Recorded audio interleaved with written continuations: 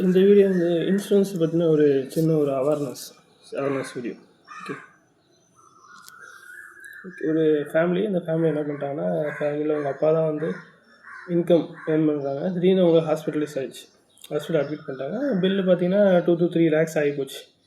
இப்போ என்ன பண்ணலான்னு பார்க்கும்போது அவங்க வீட்டில் சேவ் பண்ண காசு இருக்குது. எஃப்டி, ஆர்டி, இது உண்டியல், இந்த மாதிரி நிறைய காசு சேவ் பண்ணியிருக்காங்க. கிட்டத்தட்ட ஒரு 10-15 வருஷம் சேவ் பண்ண காசு எல்லாமே இருந்துச்சு. ஈஸியாக அவங்க அப்பா என்ன பண்ணிட்டாங்கன்னா காப்பாற்றியாச்சு. ஹாஸ்பிட்டல் பில்லை பே பண்ணியாச்சு. சடனாக அடுத்த ஒரு 2-6 மாதத்தில் பொண்ணுக்கு வந்து ஒரு படிப்பு செலவு வருது. அப்போ அவங்கள்ட்ட இருந்த காசு, அது பொண்ணுக்காக சேர்த்து வச்ச காசு இல்லை. ஓகே, இந்த சுச்சுவேஷன் வந்து ஒரு ஃபேமிலி 2 ஃபேமிலி இல்லை, எக்கச்சக்கமான ஃபேமிலிக்கு இந்த மாதிரியான ஒரு ஃபினான்ஷியல் ஒரு நெருக்கடி வந்து இருக்குது. ஓகே, இதுக்கெல்லாம் ஒரு சொல்யூஷன் இருக்கா அப்படின்னா, கண்டிப்பாக எல்லா ப்ராப்ளத்துக்கும் சொல்யூஷன் இருக்குது. இதுக்கும் சொல்யூஷன் இருக்குது. அதுதான் என்ன சொல்லணும்னா காப்பீடு, அதுதான் இன்சூரன்ஸ்னு சொல்லுவோம். இன்சூரன்ஸில் வேறு கேட்டாலே வந்து என்னென்னா ஒரு மோசடி, ஒரு ஸ்கேம் அப்படின்னு நினச்சிருக்கோம். ஏன்னா சப்கான்ஷியஸ் மைண்டில் அப்படி தான் பதியப்பட்டிருக்கு. ஓகே, கண்டிப்பாக ஒரு சில பேர் ஏமாறுறவங்க யாருமே இல்லையா, கண்டிப்பாக ஏமாறுவாங்க. அப்போ எப்போவுமே வந்து ஒரு பாசிட்டிவ் வேர்டு வந்து ஸ்ப்ரெட் ஆகிறதுக்கும் அது 5 பேர்கிட்ட ஸ்ப்ரெட் ஆகும். ஒரு நெகட்டிவ் வேர்டு பார்த்தீங்கன்னு வச்சுக்கோங்களேன், 20 பேருக்கு மேலே ஸ்ப்ரெட் ஆகும். இது வந்து நார்மலாக உள்ளது தான். இதுலேயும் கண்டிப்பாக எல்லா விஷயத்தையும் நல்லது கெட்டது இருக்கும். இதுலேயும் நல்லது இருக்குது. அதுதான் என்னென்னா, இந்த மாதிரியான பில்ஸை பே பண்ணுறது எல்லாமே ஹெல்த் இன்சூரன்ஸ்னு ஒரு கான்செப்டில் வரும். சரி, அவங்க சேவிங்ஸை வந்து பிரேக் பண்ணாமல், எஃப்டி, ஆர்டி, உங்கள் உண்டியில் வந்து பிரேக் பண்ணாமல் என்ன பண்ண முடியும்னா ஹாஸ்பிட்டல் பில்லை கட்ட முடியும். அதுதான் வந்து ஹெல்த் இன்சூரன்ஸ். அதை பண்ணுறது தான் ஹெல்த் இன்சூரன்ஸோட வேலை. அதை பற்றி தான் இன்றைக்கி கொஞ்சம் ப்ரீஃபாக நம்ம எடுக்கணும்னா யார் எடுக்கணும், அது விஷயத்தை ஃபுல்லாமே இன்றைக்கி கொஞ்சம் கண்டிப்பாக பார்ப்போம். எதுக்கு இன்சூரன்ஸ் தேவை? ஃபஸ்ட்டு, லைஃப்பில் வந்து எதுவுமே நிரந்தரம் கிடையாது. இன்றைக்கி இருப்போம், நாளைக்கு இருப்போமாங்கிறது நம்பிக்கையோடு நைட்டு படுக்கிறோம், நாளைக்கு எந்திக்கிறோம். ஓகே, எது எப்போ நடக்குங்கிறது யாருக்கும் தெரியாது. அப்படி தெரிஞ்சிச்சுன்னா வாழ்க்கை வந்து சுவாரஸ்யமாக இருக்காது. மெடிக்கல் காஸ்ட் என்ன ஆகிட்டு இருக்குன்னா நாளுக்கு இன்க்ரீஸ் ஆகுது. நம்ம வந்து ஒரு 4 வருஷத்துக்கு முன்னாடி ஒரு லிட்டர் பெட்ரோல் வந்து 80 ரூபா இருக்கலாம். இன்றைக்கி ஒரு லிட்டர் பெட்ரோல் 101 ரூபா 47 பைசா. ரொம்ப நாளாக இதே விலையில் தான் இருக்குது. இதே மாதிரி ஒரு ஹாஸ்பிட்டலில் உள்ள சர்ஜரி, அங்கே உள்ள டேப்லெட்டோட வேலை, ஒரு இன்ஸ்ட்ருமெண்ட்டை யூஸ் பண்ணுற வேலை, ஒரு இசிஜி எல்லாம் அதே மாதிரி இருக்குதுன்னு நினைக்கிறீங்கன்னா கண்டிப்பாக இருக்காது. நாள் அதுவும் வந்து இன்க்ரீஸ் ஆகும். That is call inflation. பணவீக்கம்னு சொல்லுவோம். இந்த மெடிக்கல் இன்ஃப்ளேஷன் வந்து இந்தியாவில் 12 to 15% சொல்லுவாங்க. எஜுகேஷன் இன்ஃப்ளேஷன் வந்து இன்றைக்கி 100 ரூபா கட்டினா நாளைக்கு 114 ரூபா கட்டணும் எஜுகேஷன் இன்ஸ்டியூஷனுக்கு. Like tuition or college fees, tuition fees, anything. Okay, அது மாதிரி ஆக்சிடென்ட் நம்ம கணிக்க முடியாது. நம்ம நாளைக்கு ஆக்சிடென்ட் ஆகாமையும் சில பேர் வாழ்க்கை ஃபுல்லாமே கடந்து போயிடுவாங்க, நம்ம சொல்ல முடியாது. ஓகே, அப்போ இந்த மாதிரியான சுச்சுவேஷனில் நீங்கள் ஒவ்வொரு நாளும் சொல்லலாம் வயிற்றை கட்டி வாயை கட்டி ரொம்ப கஷ்டப்பட்டு 2-3 வேலை பார்த்து சேவ் பண்ண காசெல்லாம் வச்சுருப்பீங்க. அந்த சேவ் பண்ண காசு வந்து ஒரே நாளில் கரையக்கூடாது அப்படிங்கிறது நோக்கம்தான் வந்து இன்சூரன்ஸோட நோக்கம். வேறு எதுவுமே கிடையாது இல்லை. ஓகே, இப்போ இன்சூரன்ஸ் என்ன சொல்லணும்னா ஒரு எக்ஸ்பென்ஸை வந்து நினைக்கக்கூடாது. ஒரு ஃபேமிலி ப்ரொடக்ஷன் மட்டும் இல்லை, கஷ்டப்பட்டு ஒவ்வொரு நாள் குறி சேர்க்குற மாதிரி சேர்த்து வச்ச காசு வந்து ஒரே நாளில் ஹாஸ்பிட்டலில் கொடுக்கறத தடுக்கிறது தான் இன்சூரன்ஸ். இது எக்ஸ்பென்ஸ் கிடையாது, இட்ஸ் ரெஸ்பான்சிபிலிட்டின்னு சொல்லுவாங்க. ஓகே, நம்மளோட பொறுப்பு. இந்த இன்சூரன்ஸ் எப்படி தான் ஒர்க் பண்ணுது அப்படின்னு பார்க்கலாம். ஓகே, எப்படி ஒர்க் ஆகுது அப்படின்னா, ஒரு 10,000 பேர்கிட்ட காசு வாங்குறாங்க, சின்ன காசு ஒரு 1000 வச்சுக்கோங்களேன். அந்த 10,000 பேரில் 10,000 பேர் என்ன பண்ண மாட்டாங்கன்னா எமர்ஜென்சி சுச்சுவேஷன் வந்து ஃபேஸ் பண்ண மாட்டாங்க. அதில் ஒரு 500 பேர் அவங்க என்ன பண்ணுவாங்கன்னா, அந்த கலெக்ட் பண்ண ப்ரீமியத்துலேருந்து அவங்களோட மெடிக்கல் பில்லை வந்து பே பண்ணிப்பாங்க. இந்த இடத்துல இன்சூரன்ஸ் அட்வைன்ஸோட ரோல் என்ன அப்படின்னா, ஜஸ்ட்டு பாலிசி செல் பண்ணுறது மட்டும் அவங்களோட வேலை கிடையாது. ஒரு ப்ரெஷ்ஷு, ஒரு பேஸ்ட் விற்கிறோம், அதாங்க நாங்கள் முடிஞ்சு அப்படிலாம் கிடையாது. இது அவங்க லைஃப்லாக அந்த பாலிசி ஆக்டிவாக இருக்கிற வரைக்கும் அவங்களோட தேவைகள் என்ன எல்லாத்தையுமே வந்து என்ன பண்ணும் பூர்த்தி பண்ண வேண்டியிருக்கும். இப்போ ஏஜென்ட்ஸ் ரெஸ்பான்சிபிலிட்டி பார்க்கும்போது கிளைண்ட் கஸ்டமருக்கு என்ன தேவை. எக்ஸாம்பிளுக்கு வந்து அவருக்கு கல்யாணமே முடியல, அவரோட ஆட் வந்து மெட்டர்னிட்டி பெனிஃபிட் ஆட் பண்ணணும் அவசியமே கிடையாது, ஆட் பண்ணவும் முடியாது. ஓகே, அவர் ஹெல்த்தியாக இருக்கார், அவருக்கு வந்து பிஇடி ஆட் பண்ண அவசியம் இல்லை. அப்போ இந்த மாதிரி நிறைய பாலிசிஸ் நிறைய விஷயங்கள் இருக்கும். அது எல்லாம் வந்து ஏஜெண்ட் இருக்கிறவங்களுக்கு வந்து என்ன தெரியும்னா, ஒவ்வொரு பாலிசியும் கொடுக்க அவங்களுக்கு ஒரு எக்ஸ்பீரியன்ஸ் கிடைக்கும். அந்த எக்ஸ்பீரியன்ஸ் வந்து உங்களுக்கு ஹெல்ப்ஃபுல்லாக இருக்கும். நம்மளே சூஸ் பண்ணும்போது எதை சூஸ் பண்ணணும், எப்படி சூஸ் பண்ணணும், கன்ஃபியூஷன் நிறைய இருக்கும். ஓகே, சரி, அப்போ நம்ம லேர்ன் பண்ணுவோமா அப்படின்னா லேர்ன் பண்ணலாம். ஓகே, நீங்களும் வந்து ஒரு இன்சூரன்ஸ் அட்வென்ச்சராக வந்து மாறலாம். ஓகே, நான் கூட எனக்கு பாலிசி, எங்கள் அப்பாவுக்கு பாலிசி, எனக்கு term policy, personal action policy, இந்த மாதிரி நிறைய பாலிசி போடும்போது அதை பற்றி ரீட் பண்ணி கொஞ்சம் இன்ட்ரெஸ்ட் ஆகி போச்சு. இப்படி ஒரு ஏரியா இருக்குதுன்னு தெரிஞ்சு நானும் வந்து இந்த ஏரியாவுக்குள்ள வந்துட்டேன். ஓகே, அதுக்கப்புறம் மெயினாக கிளைம் டைமில் சப்போர்ட். உண்மையிலே இந்த கிளைம் டைமில் வந்து உங்களோட மனநிலை வந்து வேறு மாதிரி இருக்கும். இந்த பேஷண்ட்டோட மனநிலை, அவங்க ஃபேமிலியோட மனநிலை வேறு மாதிரி இருக்கும். அந்த டைமில் 3வது ஆள் தான் நான் வந்து அந்த மனநிலை என்னையே பாதிக்காத அளவுக்கு நான் சில ஹெல்ப்பை வந்து நான் பண்ண முடியும். இன்சூரன்ஸ் ஏஜென்ட் வந்து ஜஸ்ட் ஒரு சேல் பர்சன் சொல்ல முடியாது, அது உங்களோட ஃபினான்ஷியல் ப்ரொடக்டராக வந்து சொல்லுவாங்க, ஃபேமிலியோட ஃபினான்ஷியல் ப்ரொடக்டராக வந்து சொல்ல முடியும். காமனாக மக்கள் என்ன தப்பு பண்ணுறாங்க, நமக்கு எதுவுமே நடக்காது, சரி பார்த்துக்கலாம், பின்னாடி பார்த்துக்கலாம், கொஞ்சம் வருஷம் கழிச்சு எடுத்துக்கலாம், இப்போ இருக்கணும்னு அவசியம் இல்லை. Buying insurance without understanding coverage. Okay, எவ்வளோ கவரேஜ் இருக்கணும், என்னென்ன ஆடான்ஸ் இருக்கணும், அந்த பற்றின ஐடியா இல்லை. அது மாதிரி ஹெல்த் இன்சூரன்ஸ் இல்லாமல் இருக்கிறது. ஓகே, ஹெல்த் இன்சூரன்ஸை பொறுத்த வரைக்கும் நம்ம நடக்காமல் இருக்கும்போது உங்களுக்கு கொடுக்க வேண்டியது, நடந்ததுக்கப்புறம் வாங்குறது வந்து ரொம்ப சிரமம். ஓகே, இன்கேஸ் ஒரு 25 வயசு பையன் மேலே ஒரு சர்ஜரி நடந்துடுச்சு, ஒரு சர்ஜரி நடந்ததாக கூட இன்சூரன்ஸ் கம்பெனிக்காரன் அவங்களுக்கு இன்சூரன்ஸ் கொடுக்குறதுக்கு ரொம்ப யோசிப்பாங்க. அதை நான் பர்சனலாக எக்ஸ்பீரியன்ஸ் பண்ணியிருக்கேன். ஸோ எக்ஸாம்பிளுக்கு வந்து அவங்க ப்ரீமியம் வந்து என்னென்னா 20,000 10,000 கட்டுற இடத்துல ப்ரீமியம் வந்து 2 லட்ச ரூபா கட்ட சொல்லுவாங்க வருஷத்துக்கு. அதுக்கப்புறம் அவங்க என்ன சர்ஜரி பண்ணியிருந்தாங்களோ அந்த சர்ஜரி ரிலேட்டடாக சில விஷயங்களை அவங்க என்ன பண்ணுவாங்கன்னா பண்ணியே ஃப்யூச்சரில் க்ளைம் பண்ணியே தரமாட்டாங்க. இந்த மாதிரி நிறைய கண்டிஷன் போட்டு தான் அவங்க உள்ள எடுப்பாங்க. அதே நீங்கள் ஹெல்த்தியாக இருக்கிறீங்க அப்படின்னா நோ கண்டிஷன், ஜஸ்ட் ஈஸியாக பாலிசி கிடச்சிடும். Okay, next bike, car. உங்கள் காரை வந்து நீங்கள் ரோட்டுக்குள்ளே கொண்டு வரணும் அப்படின்னா, ரோட்டுக்கு ஆன் ரோடு ஒரு கார் வரணும் அப்படின்னா அது தேர்ட் பார்ட்டி இன்சூரன்ஸ் 5 இயர்ஸ் போட்டு ப்ளஸ் 1 இயர் காம்பரன்சி இன்சூரன்ஸ் போட்டால் மட்டும் தான் நீங்கள் ரோட்டுக்கு கொண்டு வர முடியும். இது பைலா. ஆனால் ஹெல்த் இன்சூரன்ஸ் வந்து பைலா இல்லை, வில்லிங்னஸ். நமக்கு தேவைன்னா எடுத்துக்கலாம், இல்லைனா வேணாம். ஓகே, இப்போ இந்த இடத்துல நீங்கள் இன்சூரன்ஸ் எடுக்கலை அப்படின்னா ஒரு நிறைய வெல்த் இருக்குது, என்கிட்ட கோடிக்கணக்கில் காசு இருக்குன்னா நோ ப்ராப்ளம், நீ நாட் டு ஒரி அபவுட் இன்சூரன்ஸே தேவையில்லை. இன்சூரன்ஸ் எடுத்தீங்கன்னா உங்களுக்கு என்ன கிடைக்கும், இன்சூரன்ஸ் எடுத்தால் ஓகே நம்மகிட்ட இப்போ ஒரு பேக்கப் இருக்குதா, அது நம்பிக்கை, ஒரு மன நிம்மதி. நம்மகிட்ட சேவிங்ஸ் வந்து பத்திரமா வச்சுருக்கலாம், அது எந்த எமர்ஜென்சிலையும் செலவாகாது, ஃபேமிலிக்கான ஒரு செக்யூரிட்டி. ஓகே, இப்போ உங்களை அட்மிட் பண்ணியாச்சு ஹாஸ்பிட்டலில், அட்மிட் பண்ண ஒரு கேஷ் யாரையாவது அட்மிட் பண்ணியிருக்கோம், அட்மிட் பண்ணது போல் அவங்க வந்து காசு எங்கள் காசு தருவாங்க, லோன் வாங்குவாங்க, அடகு வைக்கவா அப்படின்னு அலைவாங்களா, இல்லை உங்கள் பக்கத்தில் இருந்து உங்களை பார்ப்பாங்களா? இந்த மாதிரியான ஒரு சுச்சுவேஷன் வந்து ஒரு ஃபேமிலி மேன் வந்து அவங்க ஃபேமிலி கொடுக்கக்கூடாது அப்படிங்கிறதுக்கு ஒரு பெரிய டூல் தான் இன்சூரன்ஸ். இப்பவும் சொல்கிறேன், இட்ஸ் நாட் எக்ஸ்பென்ஸ், இதை பொறுப்பு, ரெஸ்பான்சிபிலிட்டி.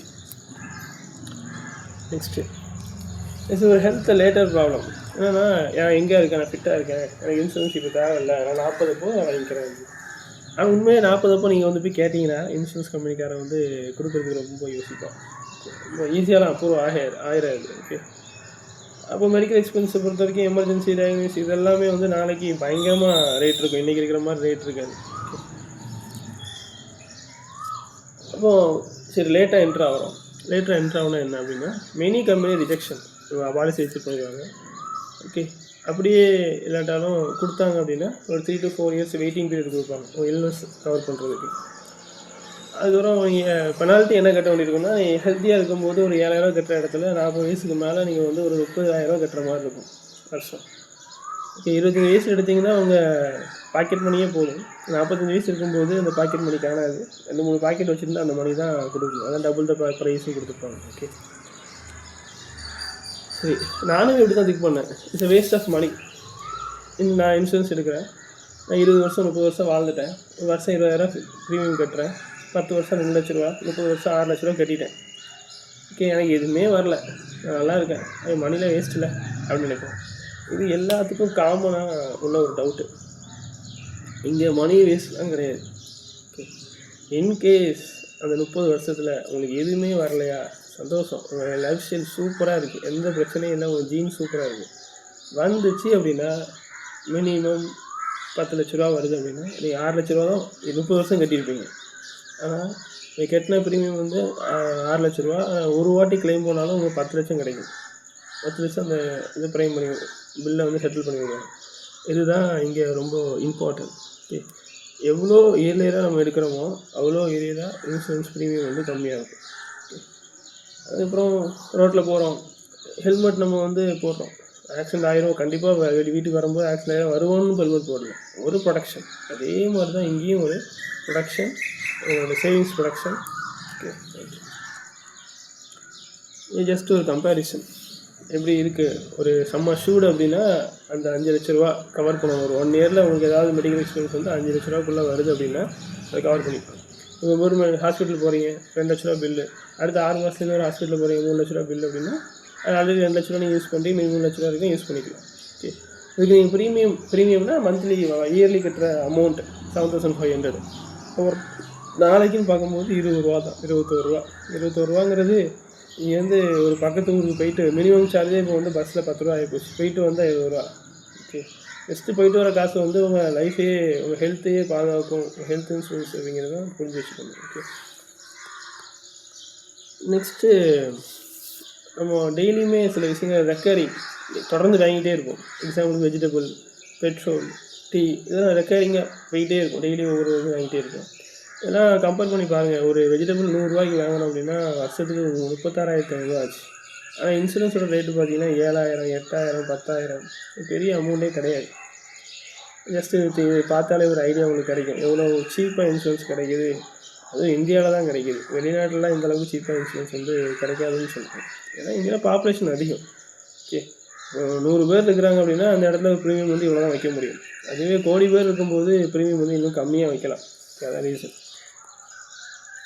சரி, எதுக்காக எனக்கு நீங்கள் இன்சூரன்ஸை பற்றி சொல்கிறீங்க, நீங்கள் எடுத்துருக்கீங்களா? முதல்ல கண்டிப்பாக அதை நான் சொல்லி ஆகணும். என்றைக்குமே நான் டேஸ்ட் பண்ணாத ஒரு பொருளை வந்து இன்னொருத்தரை டேஸ்ட் பண்ண சொல்ல மாட்டேன். அது நம்மளோட பாலிசி.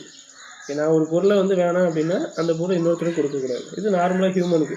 Okay, right. அப்படி பார்க்கும்போது நான் எனக்கும் ஒய்ஃபுக்கும் ஹெல்த் இன்சூரன்ஸ் வந்து 18,000 ப்ரீமியம் கட்டுறேன். 3 வருஷமாக கட்டிகிட்ருக்கேன். எங்கள் அப்பாவுக்கு வந்து இந்த வருஷத்துலேருந்து கட்டிகிட்ருக்கேன் 32,000. ஓகே, அதுபோல் டேம் இன்சூரன்ஸ், அந்த டேம் இன்சூரன்ஸ் லேட்டராக நான் எக்ஸ்பிளைன் பண்ணுறேன். அது ஒரு வருஷத்துக்கு 12,000 கட்டுவேன். திருப்பி எனக்கு ஒரு பர்சனல் ஆக்சிடென்ட் இன்சூரன்ஸ் 943. எங்கள் அப்பாவுக்கு ஒரு பர்சனல் ஆக்சிடென்ட் இன்சூரன்ஸ் ஒரு 1,500. கிராண்ட் டோட்டல் வந்து வருஷத்துக்கு நான் கட்டுற ப்ரீமியம் வந்து 64,000. இந்த 64,000 எனக்கு ரிட்டர்ன் வரவே வராது. ஓகேவா, 64,000 எனக்கு ரிட்டர்ன் வராது. இதில் டேர்ம் இன்சூரன்ஸ் ஒன்று இருக்குல்ல, அது மட்டும் நான் ஒரு குறிப்பிட்ட இயர்ஸ்க்கு போட்டிருப்பேன். அந்த இயருக்கு முன்னாடி நான் வந்து இந்த உலகத்தை விட்டு மறைஞ்சிட்டேன் அப்படின்னா ஒரு அமௌண்ட் வந்து என் நாமினிக்கு வந்து வரும். அவ்வளோதான். அதுவும் ரிட்டர்ன் அதுவும் நான் இல்லாட்டா மட்டும்தான். அது ஏஜில் தாண்டி போய்ட்டுனா அதுவும் எனக்கு கிடைக்காது. அப்போ எதுக்கு இவ்வளோ தூரத்துக்கு இம்பார்ட்டன்ஸ் வருஷத்துக்கு 64,000 பே பண்ணுறேன் அப்படின்னா, இது இல்லை அப்படின்னா நீங்கள் நெக்ஸ்ட் ஸ்டெப்பே போகவே முடியாது லைஃப்பில். இந்த இன்சூரன்ஸ் ப்ரொடக்ஷன் இல்லை அப்படின்னா நெக்ஸ்ட்டு நீங்கள் இன்வெஸ்ட்மெண்ட்டு, சேவிங்ஸ், இந்த எதுவுமே நீங்கள் போக முடியாது. ஃபஸ்ட்டு ஸ்டெப்பு இதை ஃபில் பண்ணி இதை கொடுத்தது தான் முடிஞ்சது. இது ஆக்சுவலாக 64,000ங்கிறது உங்களுக்கு வந்து என்ன ஆயிரும் அப்படின்னா மாதத்துக்கு ஒரு சின்ன அமௌண்ட், ஒரு 5,000 சம்திங் தான் போகும். என்ன பெனிஃபிட்ஸு என்ன இது எடுக்கிறதுனால எனக்கு என்ன நன்மை, கஸ்டமருக்கு என்ன நன்மை அப்படின்னா உங்களோட மணி அசட் சொத்து வந்து பெரிய ஹாஸ்பிட்டல்ஸ்லேருந்து பாதுகாக்கப்படும். ஓகே, அதே மாதிரி நல்ல ஒரு மெடிக்கல் ட்ரீட்மெண்ட், எந்த ஒரு பண பிரச்சனையும் இல்லாமல் உங்களுக்கு கிடைக்கும். டேக்ஸ் சேவிங் 80 செக்ஷன் 80D இது வந்து ஓல்டு ரிஜியூமில் இருக்கும். நியூ ரிஜியூமில் இந்த மாதிரியான எந்த ஒரு எக்ஸ்பென்ஷனும் கிடையாது. அதுக்கப்புறம் அந்த மெடிக்கலில் இருக்க ஹாஸ்பிட்டலில் இருக்கும்போது உங்கள் மைண்ட் அந்த அளவுக்கு இதனால ஃபினான்ஷியலாக ஒரி பண்ண தேவையில்ல. நிறைய ஹாஸ்பிட்டலில் கேஷ்லெஸ் ட்ரீட்மெண்ட்டில் இப்போ எமர்ஜென்சியாக நீங்கள் 12 மணிக்கு போகிறீங்க, உங்கள் வீட்டில் இன்சூரன்ஸ் இல்லை, நீங்கள் நான் நெட்வொர்க் ஹாஸ்பிட்டல் போகிறீங்க அப்படின்னா உடனே ஒரு அட்மிஷன் ஃபீ வந்து 1 லட்ச ரூபா கட்டுங்க, 50,000 கட்டுங்க அப்படின்னா நீங்கள் கட்டுறதுக்கு இந்த இடத்துல எப்படி சுச்சுவேஷன் அமையும் தெரியாது. கேஷ்லெஸ் இருந்துச்சுன்னா ஜஸ்ட்டு காரை காட்டிட்டு கேஷ்லெஸ் இருக்குது அப்படின்னா ஈஸியாக அட்மிட் பண்ணிட்டு போயிட்டே இருக்கலாம். அது மாதிரி இயர்லியராக எடுக்கும்போது உங்களுக்கு வந்து வெயிட்டிங் பீரியட், ஒவ்வொரு சில டிசீஸ்க்கு வந்து வெயிட்டிங் பீரியட் இருக்கும். அதெல்லாம் என்ன ஆயிரும்னா உங்களுக்கு கிடைக்காது. வெயிட்டிங் பீரியட் இல்லாமல் நீங்கள் எடுத்துக்கலாம். சரி, இவ்வளோ பேசுகிறியே, உனக்கு என்ன பெனிஃபிட் அப்படின்னா, கண்டிப்பாக யாருமே பலன் எதிர்பார்க்காம எதுவுமே பண்ண மாட்டாங்க. ஓகே, உலகமே அப்படி தான். கைமாறு எதிர்பாராமல் எதுவுமே நடக்காது. இங்கே பார்த்தீங்கன்னா மெயின் நம்பிக்கை. ஓகே, இப்போ நான் உங்கள் பாலிசி உங்களுக்கு ஒன்று கொடுக்குறேன். அந்த பாலிசி வந்து நான் கொடுத்துட்டு உங்களை கரெக்டாக ஃபாலோ பண்ணி உங்களுக்கான கிளைமில் ஹெல்ப் பண்ணி எல்லாத்துலேயும் கரெக்டாக இருந்தேன் அப்படின்னா, நீங்கள் எனக்கு 4 பேர் ரெக்கமெண்ட் பண்ணுவீங்க. அந்த 4 பேர் எனக்கு 40 பேர் ரெக்கமெண்ட் பண்ணுவாங்க. அந்த 40 பேர் எனக்கு அப்படியே ஒரு காம்பவுண்ட் இன்ட்ரெஸ்ட்டில் வந்து எனக்கு ஒரு பெரிய ஒரு நெட்ஒர்க்கே பில்ட் ஆகும். ஓகே, நம்ம ஹியூமனை பொறுத்த வரைக்கும் நெட்ஒர்க் பில்ட் பண்ணணும். ஓகே, அது எனக்கு ஒரு பெரிய அட்வான்டேஜ். அதுக்கப்புறம் வேறு என்ன திருப்தி அப்படின்னா, எனக்கு உங்களோட எமர்ஜென்சியில் உங்கள் காசு செலவாகாமல் பாதுகாக்கிறது எனக்கு ஒரு மன நிம்மதி. ஓகே, ஏன்னா அந்த மாதிரி சுச்சுவேஷனை வந்து நான் ஃபேஸ் பண்ணியிருக்கிறேன். எதுவுமே வந்து என்ன சொல்கிறது, ஓகே, ஒரு லாங் டேர்ம் ரிலேஷன்ஷிப் இருக்கும். உங்கள் மெடிக்கல் எமர்ஜென்சியில் வந்து நீங்கள் ஒரு லோன் வாங்கி கடனுக்குள்ளே மாட்டாமல் தவிக்கிறத என்னால் தடுக்க முடியும். ஓகே, அது கண்டிப்பாக இதில் பாலிசி இஷ்யூ பண்ணும்போது எனக்கு ஒரு சின்ன அமௌண்ட் கமிஷன் அப்படிங்கிறது வரதான் செய்யும். ஓகே, இதெல்லாம் எந்த மாற்றமும் இல்லை. சரி, ஓகே, என்னோடய மிஷன் இன்சூரன்ஸ் மட்டும் தான் நான் பண்ணுறேன்னா அப்படின்னா இல்லை. ஓகே, நம்மளோட மிஷன் வந்து எப்படி இருக்கும் அப்படின்னா, ஒரு ஸ்டூடெண்ட்டு உள்ளே வரான் அப்படின்னா, ஒரு 15 வயசு 10th ஸ்டாண்டர்டில் உள்ளே வரான் அப்படின்னா, ஆல்மோஸ்ட் அவங்க சர்வீஸ் வந்து என்னால் வந்து 60, 70, 80 வயசு வரைக்கும் என்னால் கொடுக்க முடியும். ஒரு லாங் டேர்ம் ரிலேஷன்ஷிப்பில் என்னால் இருக்க முடியும் அப்படிங்கிறது தான் நம்மளோட ஐடியா. Education success. சிபிஎஸ்சிக்கு வந்து டியூஷன் கொடுக்குறோம். அதுக்கப்புறம் டியூஷனை முடிச்சுட்டு குரூப் சூஸ் பண்ணுறான். குரூப் சூஸ் பண்ணதுக்கப்புறம் திருப்பி 11th 12th கெமிஸ்ட்ரி அஃபர் பண்ணுறான் அவனுக்கு. அதை முடிச்சுட்டு அவன் என்ன காலேஜ் கோர்ஸ் எடுக்கணும், இன்ட்ரெஸ்ட் என்ன, ஏரியா ஆஃப் இன்ட்ரெஸ்ட் என்ன அப்படிங்கிறத சூஸ் பண்ணி அவனுக்கு காலேஜ் அவனோட ஃபீல்டை சூஸ் பண்ணி கொடுக்குறோம். அதுக்கப்புறம் வேலைக்கு போன மாதத்தில் அவனோட ஃபினான்ஷியல் லிட்ரஸியை வந்து இன்க்ரீஸ் பண்ணுறோம். டூரிங் ஸ்கூல்ஸே மாதிரி இன்க்ரீஸ் பண்ணுறோம் டியூஷன்லேயே.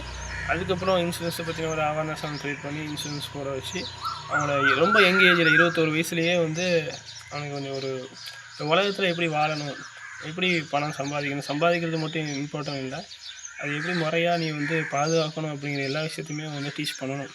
இது வந்து ஸ்கூலில் சொல்லிக் கொடுக்காது, நானும் கற்றுக்கல. ஓகே, அப்போ ஒரு goal is strong education plus right career plus safe financial future. Okay, இதுதான் நம்ம பண்ணுறது. MJK learning lab offers tuition for 10th class 10, 11, 12 CBSE financial literacy program for students. Okay, financial லிட்ரஸிங்கிறது ரொம்ப இம்பார்ட்டன்ட். ஒரு பையனுக்கு பணத்தை எப்படி ஹேண்டில் பண்ணுறதுன்னு தெரியல, கண்டிப்பாக அதை கற்றுக் கொடுக்கணும். அது ஸ்கூல் சிலபஸில் நம்மளுக்கு இல்லை. கேரியர் கைடன்ஸ் அந்த மாதிரி தப்பாக கைட் பண்ணி ஒரு 10 வருஷம் எங்கேயோ ரவுண்ட் அடிச்சு திருப்பி 10வது வருஷம் ஒரு இடத்துல போய் சேஃபாக வர்றதுக்கு முன்னாடியே என்ன பண்ணிடலாம், கரெக்டாக கைட் பண்ணி இதாண்டா இதான் அப்படின்னு சொல்லி போயிட்டே இருக்க வேண்டியதான். ஓகே, அது இல்லாமல் ஃபேமிலி ஃபினான்ஷியல் ப்ரொடெக்ஷன் சர்வீஸில் ஹெல்த்து, பைக்கு, காரு, அது மாதிரி ஃபயர், ஹோம் எல்லா இன்சூரன்ஸுமே நம்ம வந்து கொடுக்குறோம். ஓகே, வேறு ஏதாவது இன்ஃபர்மேஷன் உங்களுக்கு டவுட் இருந்துச்சு அப்படின்னா எப்போனாலும் மெசேஜ் பண்ணலாம். Okay, thank you so much.